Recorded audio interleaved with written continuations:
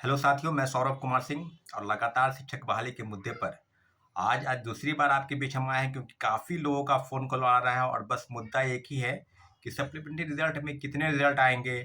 क्या जो अभी तक जो खबरें निकल कर आ रही है कई न्यूज़पेपर के माध्यम से, जो सोर्स से पता चल रहा है कि लगभग 4700 के ही आसपास जो है सेकंड मेरिट लिस्ट यानी प्रथम फेज की बहाली को लेकर जो लगातार विरोध प्रदर्शन हो रहा था, उसको लेकर के कितने बहाली आएंगी। तो सप्लीमेंट्री रिजल्ट की मांग को लेकर लगातार विरोध प्रदर्शन हो रहा था। हम लोगों ने परसों भी बीपीएससी ऑफिस, फिर गर्दनी बाग के पास भी बीपीएससी ऑफिस, फिर शिक्षा विभाग और सारी चीज़ों पर मुझे लगता है कि मंथन हुआ है। तो पहली बार ये सब खबरें आ गई है कि सप्लीमेंट्री रिजल्ट आएगा, और जैसा कि सेक्रेटरी महोदय से भी हम लोग की बातचीत हुई थी, उन्होंने कहा था कि 110% गारंटी के साथ हम कह रहे हैं कि सप्लीमेंट्री रिजल्ट की जो तैयारी वो चल रही है। तो परंतु साथियों, लगातार जिस बात की चर्चा आपके माध्यम से हो रही है कि एक मामला बहुत जो काफ़ी सुर्खियों में अभी चल रहा है, वो है एनआईओएस का मामला। देखिए, अब कई प्रेस चैनल वाले से हमारे साथ बातचीत कर रहे हैं और बता रहे हैं, पूछ रहे हैं, क्योंकि अभ्यर्थियों के मन में लाखों अभ्यर्थी हैं देश में जो एनआईओएस के मामले में काफ़ी गंभीरता से ये सवाल कर रहे हैं, क्योंकि वो कई लोग छठे चरण के में कई लोग जो 1 to 5 में है प्राथमिक शिक्षक वो बन गए हैं, वो ज्वाइन कर लिए हैं, स्कूल में वो जॉब भी कर रहे हैं। कई ऐसे हैं जो 7वें चरण में यानी जो प्रथम फेज की बहाली में 1,20,000 लोगों की नियुक्ति हुई, उसमें कई हजार लोग जो है डीएलएड वाले हैं। डीएलएड में 2 तरह के कोर्स है, एक एनआईओएस यानी राष्ट्रीय मुक्त शिक्षक संस्थान द्वारा एनसीईटी गाइडलाइन के अनुसार जो लगभग 18 महीने का कोर्स होता है, और एक होता है 2 साल का कोर्स यानी 24 महीने का कोर्स।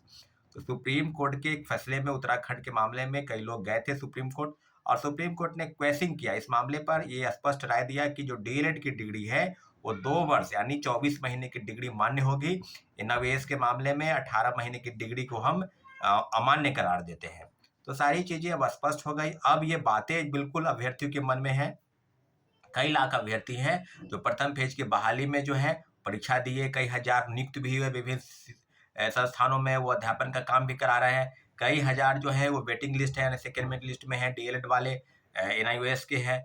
तो सब चीजों पर अब अगर सरकार गंभीरता पूर्वक अगर सरकार जवाब दे रही है, तो ये यही है कि एनआईओएस रेगुलर वाले, डीएलएड वाले और एनआईओएस वाले दोनों के मामले पर कुछ बातें शिक्षा के अपर मुख्य सचिव के पाठक द्वारा यह बयान दिया जा रहा है प्रेस में कि प्रथम फेज की बहाली में यानी जो अभी जो प्रथम फेज की बहाली चल रही है, इसमें वो सेफ है, ऐसा वो कह रहे हैं। वैसा अगर हम लोग की तरफ से जो ऑफिशियल नोटिस है वो बीपीएससी से या शिक्षा विभाग से या बिहार सरकार से अभी इस संदर्भ में नहीं आया है। परंतु एक बात स्पष्ट है कि सुप्रीम कोर्ट के फैसले के बाद कोई भी व्यक्ति हो या संस्थान हो या आयोग हो या संगठन हो या देश के तमाम राज्यों की जितनी भी एजेंसी परीक्षा कंडक्ट कराने वाली है, सबके पास जो गाइडलाइन है वो इसी संदर्भ में है कि एनआईओएस के मामले में बिल्कुल वो हस्तक्षेप अगर करती है तो वो हस्तक्षेप करे। अगर उसको अगर रिव्यू पिटिशन डालना है तो रिव्यू पिटिशन का भी रास्ता खुला हुआ है। तो सब चीजों पर अगर राज्य सरकार कोई निर्णय लेती है तो वह स्पष्टीकरण तुरंत कर देगी, क्योंकि कई लाख परीक्षार्थी हैं ऐसे हैं जो सेकेंड फेज की बहाली में जिसकी परीक्षाएं सबको पता है कि 7 दिसंबर से 15 दिसंबर तक जो है आयोजित होनी है।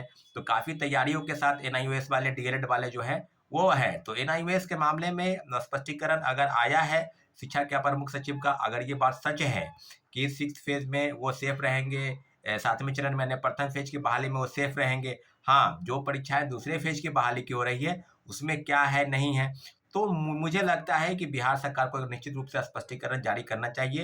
एनआईओएस के मामले में सुप्रीम कोर्ट के फैसले पर देश के तमाम राज्यों में जो भी सरकार है वो जरूर कोई ना कोई नोटिस निकालेगी। एनसीईटी की तरफ से भी नोटिस आना चाहिए कि एनआईओएस में डीएलएड वाले का क्या मानने की डिग्री अब आगे होगी नहीं होगी। परंतु इतना जरूर है कि केंद्र सरकार और बिहार सरकार, देश के तमाम राज्यों की सरकार जो शिक्षा की नियुक्ति करती है, शिक्षकों की नियुक्ति करती है, उस सब मामले में एनआईओएस की डिग्री को कहीं न कहीं वो मान्यता अगर दे रही है, तो किस चरण में, परंतु बिहार सरकार जल्द से जल्द इस मामले में स्पष्टीकरण कर दे। क्योंकि लगातार जो चीज़ें हैं वो प्रेस में कई लोग घूम रहा है, कई यूट्यूब चैनल, कई लोग जो टीचर हैं, शिक्षक हैं, वो पढ़ा रहे हैं, वो भी चीज़ों को इधर से उधर कर रहे हैं। परंतु इतना ज़रूर है कि सुप्रीम कोर्ट के फैसले के बाद में कोई फैसला आता है, जैसे कि सबको पता है कि बीएड के मामले में 11 अगस्त को फैसला आया। उसके बाद क्या हुआ कि बीएड वाले 1 to 5 में यानी प्राथमिक शिक्षक में उनकी योग्यता को जो समाप्त कर दी गई, उसके लिए डीएलएड की डिग्री को जो है वो मान्यता मिली। तो सुप्रीम कोर्ट के फैसले के बाद जैसे ही आया,